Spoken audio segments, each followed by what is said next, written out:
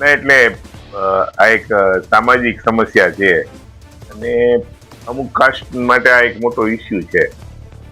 હું માનું છું કદાચ અમરેલી પૂરતો આ પ્રશ્ન મર્યાદિત નહીં હોય. અમરેલી જેવા જે નાના સેન્ટરો છે ત્યાં પણ આ જ સમસ્યા છે.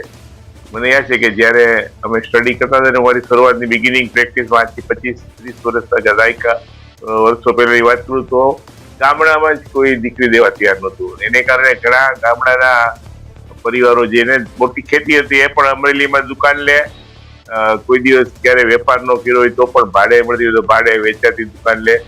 એટલા માટે કે દીકરીને એવું બતાવવા માટે દીકરાઓને પરણાવવા માટે કે અમારે અમરેલીમાં વેપાર છે. દીકરીઓ ગામડામાં જવા તૈયાર નથી. હવે આજે અમરેલી જેવા સેન્ટરમાં પણ આવવા તૈયાર નથી.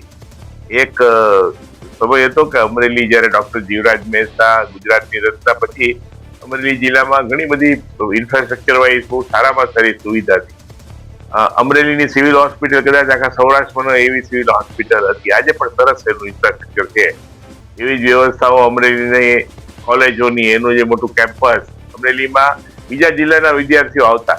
પણ છેલ્લા 25 વર્ષની પરિસ્થિતિ એવી છે કે આ જિલ્લાનું મુખ્ય મથક હોવા છતાં પણ ગુજરાતના બીજા જે સેન્ટરોનો જે વિકાસ છે વિકાસની દોડમાં અમરેલી આજે પાછળ છે. એના ઘણા બધા કારણો છે, ભૌગોલિક કારણો છે. અમારી જે કોઈ મોટી ઔદ્યોગિક વ્યવસ્થાઓ નથી, કોઈ એવા ઔદ્યોગિક સાહસો નથી. ટોટલી એગ્રીકલ્ચર ડિપેન્ડન્ટ જેને કહેવાય એવો ડિસ્ટ્રિક્ટ છે. એટલે જે મોટા શહેરોની દીકરીઓની વાત કરીએ તો એટલે અમરેલીમાં આવું જ નથી.